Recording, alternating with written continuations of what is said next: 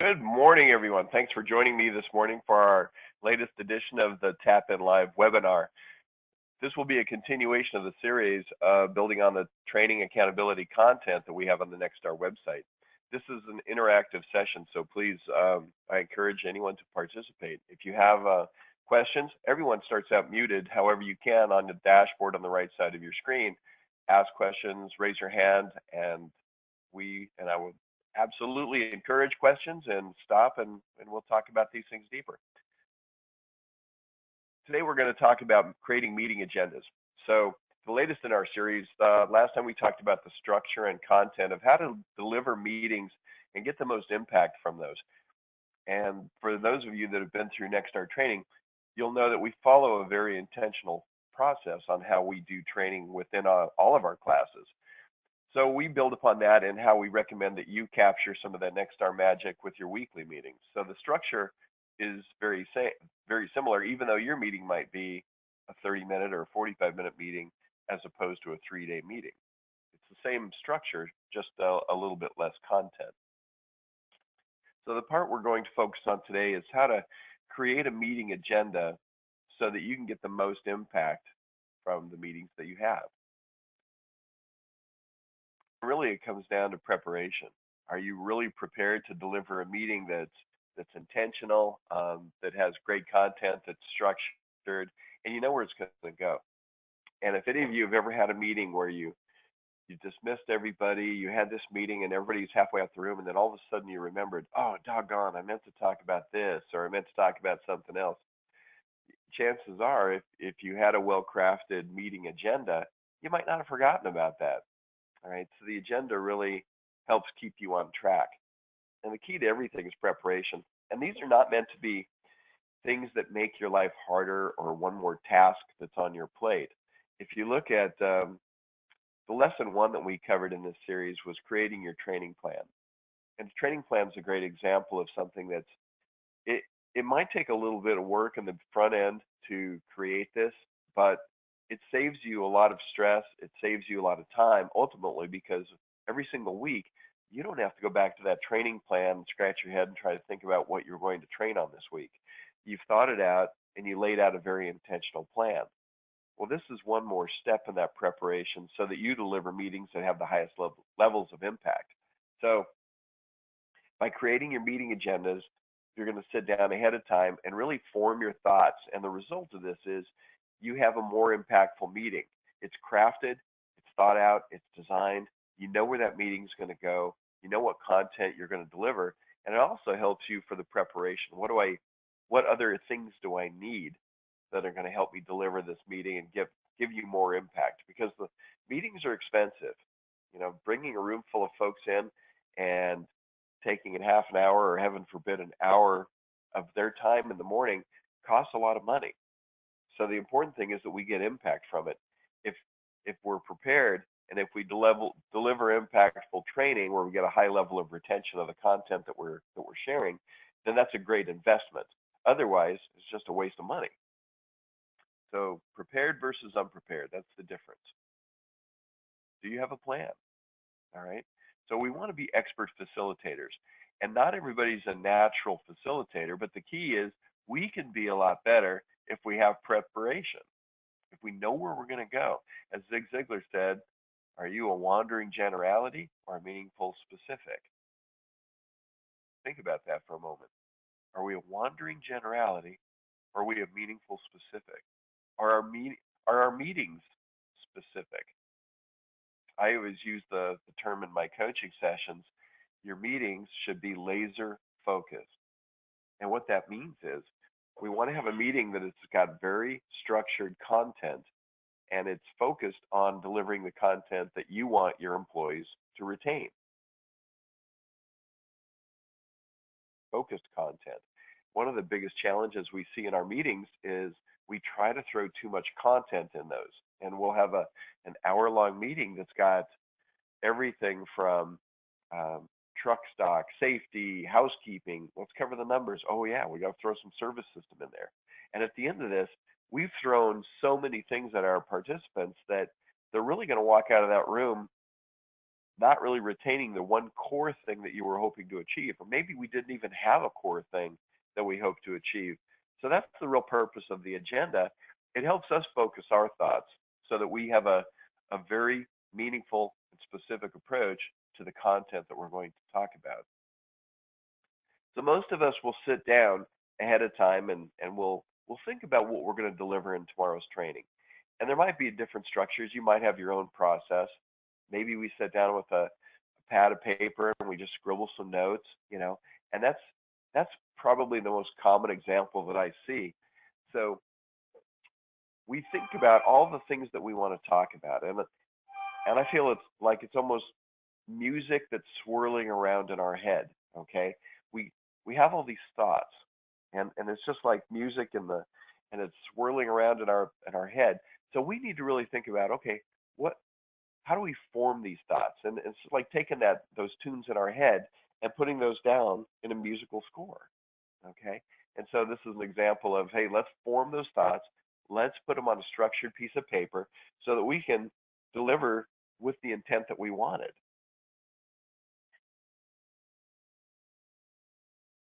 All right, so what goes on the agenda? When? When are we going to do the training? What is the date of the training? What time does the training start? Now, this, for some locations, hey, you know, our team might know that. Well, let's put it on the agenda anyway. I've I've been a part of large organizations where we would literally have 4 or 5 training sessions all going on in the same morning in different rooms, different facilitators. So this becomes a lot more relevant. We need to know, hey, what room do I go to? What time does it start? What's our topic? Okay. Where is the training taking place? Never assume. Doesn't hurt to put it down there. Let's plan for some growth. Who? Who's facilitating this training? Right? Good piece of content to have on there. And also, who's expected to attend?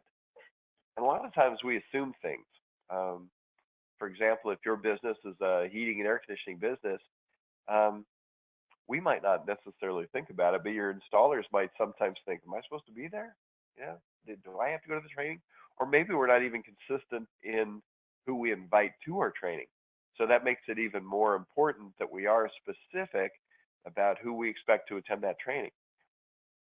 And this is an important topic too, because if you're just kind of bringing everybody in, but your topic is service system and you've got the install crews in there, you might not really be getting the best use of your time. I'm a big fan of having specific meetings for each group, with the exception of maybe plumbing and HVAC technicians. A lot of times the topics that we talk about from a service system standpoint will be very similar. So I don't disagree with having that structure for locations that have a smaller groups of technicians. But when you get into larger groups, um, you're usually better really focusing your training with that individual group. But if you've got an install crew sitting in there and they're just kind of rolling their eyes and twiddling their thumbs and bored to tears because they don't sell things, they do is really a customer interaction, then it's probably not the best group to include in that training. What is the topic of the training? So what are we going to talk about today? What is the topic? And that's a good thing to have on the agenda. We're going to look at some examples in a moment. What are the attendees required to bring? If they're just supposed to show up, hey, great. But if you're expecting them to bring a code book or employee manual or a policy and procedures manual that you need to make updates to, these are great things to include on your meeting agendas. Okay, so the agenda should also have the timeline, the structure of what we're going to talk about, and as we talked about at the last Tap In Live, the structure of the meeting, the opener, content, skill practice, and close. All right. So let's just talk about those a little bit. And anything else you want to include on there is great. Okay. So the structure, the open, the content, skill practice, and the close. We use that same structure even on our 2 or 3 day classes within Nexstar.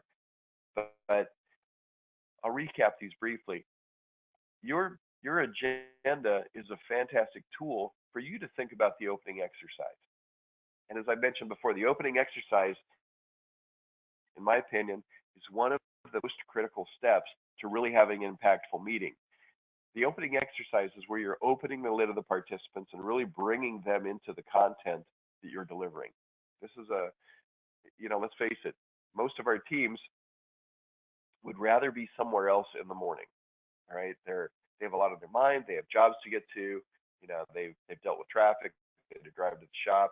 There's a lot of things on their plate. All right, and so sitting down and really focusing that into the service system training that we're doing today um, is takes a little conscious effort to do that. Don't just assume once they come in that room that they're going to be laser focused and ready to receive what you're talking about. So the structure is very much like the structure in the illustration here of the house. The opener is kind of like the foundation of this. We have to lay a good foundation. Otherwise, we're not going to have a good foundation to build the rest of that training meeting on. Okay, so the opener is meant to open their mind and get their attention and bring them into the content. All right. So, for example, if your delivery today is the C1 video date night, an opening exercise would be something that gets their attention. For example, what would be your dream date? Where would you go? What would you eat? That might be an example of an opener. It's something that gets their attention and gets them intrigued into what we're going to talk about. And then you transition into the next step, which is the content. So the content is the actual meat that we're delivering. This could be the C1 video. It could be the wake up call. Um, if you're doing technical training that morning, then the content of the meeting is the content that we're delivering. We always follow the content with the skill practice portion. So now again, your agenda is almost like that score of music that we showed a moment ago. This is meant to help you facilitate this. Okay, so when you start building agendas, they may become more basic, but you'll find that the more thought you put into your meeting, the more your meeting agenda starts to expand, and we put more information in there that helps us deliver more impactful training. All right. So we always follow the content with the skill practice, and your agenda can include how are we going to facilitate that skill practice. And the final portion of the structure is always the close. This is designed to kind of like in the illustration here, put the lid on the training that morning. Put a cap on it. Check for understanding. What deliverables do we have? How will you take this information and use it today in the field? Those types of open-ended questions. Because if anyone is confused about what we talked about this morning, we really want to get that out on the table. Okay. So examples. Let me just pull up a couple of examples. These are training plans that members created and shared with me.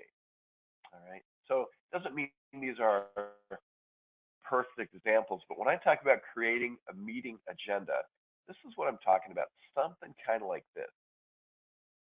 So in this example, we've got the when, date and the time. Be very specific about the time this starts, right? Who do we expect to attend? All right. Is there any preparation? Do we need to read anything before this? Do we need to bring anything? You know, good spots for there. I like this format. Who called the meeting? What type of meeting is it? Um, who's going to facilitate it? Who's taking notes and timekeeper? So this is a pretty good template. And if anyone wants a copy of this, I'm happy to share those with you. I've got examples of all of these. Next, we get into the structure, and you'll notice on this example, it's not exactly like the the opener, the content skill practice that we just talked about, but it's pretty similar. A lot of folks say icebreaker instead of opener. That's okay. The points here are that you really specifically break out what we're going to do, and you follow that with a timeline on the right side. Don't just put 5 minutes, 10 minutes, or 12 minutes. Put the actual timeline that we're going to do this portion of the training. And the purpose for this is this gives you an easy way to gauge, hey, how am I doing on time? Am I ahead? Am I behind? Do I need to speed up my presentation a little bit? So this keeps you focused. And you need to be very intentional about your time. And you'll notice from every Next Star training event that you've gone to, we're very intentional about time. We don't just do 15-minute breaks. It might be an 8-minute and 32-second break, for example. Um, we will start at very unusual times typically just because we want to be very specific and have people be aware of those times. So your meeting must start on time and it must end on time because you have to create a reverence for the time that you're spending in these meetings. Time is very intentional. And to Ziegler's point, hey, if you're a wandering generality and we just finish those meetings whenever we feel like it, or oh, we went a little bit late today, the message that you're sending to your team is, time's not that important.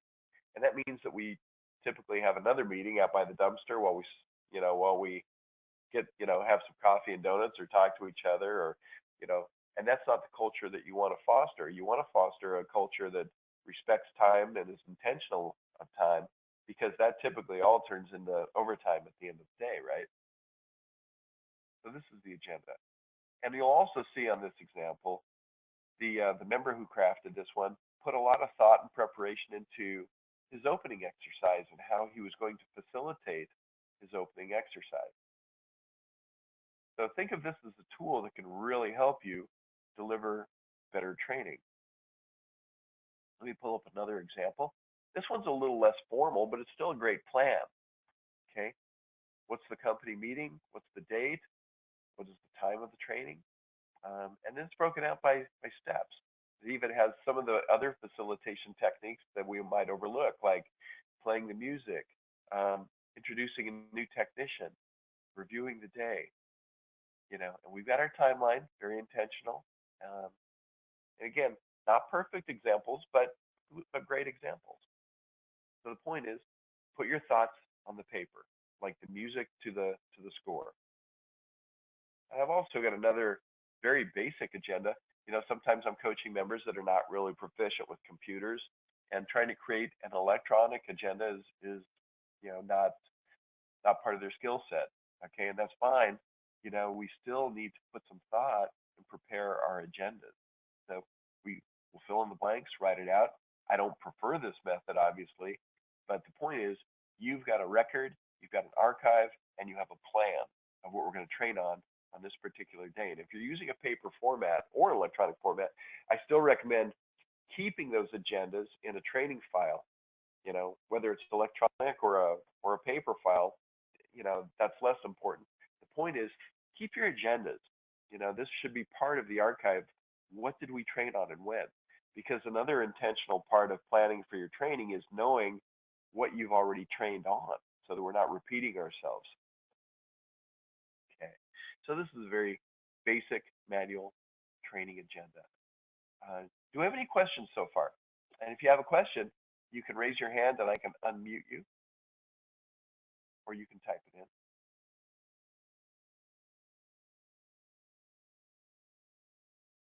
No? Okay.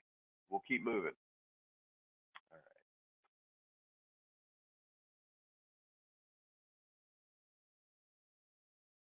right. Okay. How to get the most traction with the meeting agendas that you've built.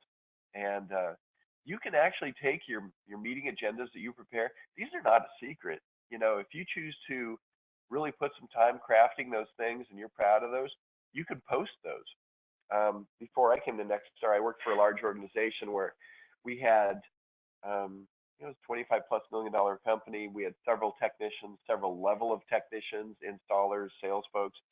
We were a very training focused organization, and it wouldn't be unusual for us to have 15 or 16 different training sessions a week with all the different groups. And we were required by the owner of that business to create a meeting agenda for every training session that was going to happen the following week. Excuse me. And these were all posted by close of business on Friday before the preceding week. So we had menu boards within our warehouse that were kind of like the boards you would see outside of a restaurant, where they were locking clear glass menu boards, and all of the agendas were put in the board for each one of those groups. So we had maintenance one technicians, maintenance two, service tech, senior tech, installers, comfort advisors. So every group would have the agendas for all the meetings that that group would have to attend the following week. Now, the the consequences of that was that our training was really viewed as tight. It was well delivered. It was well planned, and as a consequence, our our technicians and our folks really knew that our training was well thought and intentional. Okay, so there was a lot of benefit. It created a reverence to the meeting, kind of like sticking to your timeline. Now, here's another benefit. Here's another thing that you can use for the wake up calls. For example, we don't have participant worksheets that you hand out to your participants. You can even craft your agenda so that that's a great leave behind that you give to your participants. That way, they have a piece of paper that they have in their hand. They can feel it, touch it, smell it, scribble on it, take notes on it, doodle on it, fold it up. Again, the whole end goal here is that we deliver training that connects with our participants that they use and they get benefit from. So whatever they do with these agendas that you've created that you've handed out is perfectly fine. They don't have to keep them. They don't have to put them in a binder. Whatever they do with them is up to them as long as it is a tool that helps them learn. That's the end goal. All right. So we got a pretty brief presentation today. That's really all the content we had. And again, this is part 2 of delivering content. So does anyone have any further questions or comments they'd like to share?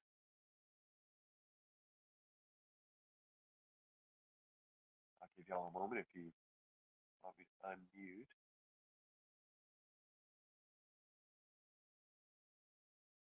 All right. We are good. Okay. So we're going to move on. The next Tap In Live is going to be Friday, December 7th. And we'll just continue to the next step in our training accountability series. Thank you so much for joining me today. If anyone has questions afterwards, feel free to email me, Jody D at nextstarnetwork.com. All right. Have a fantastic weekend, and thanks for joining me today.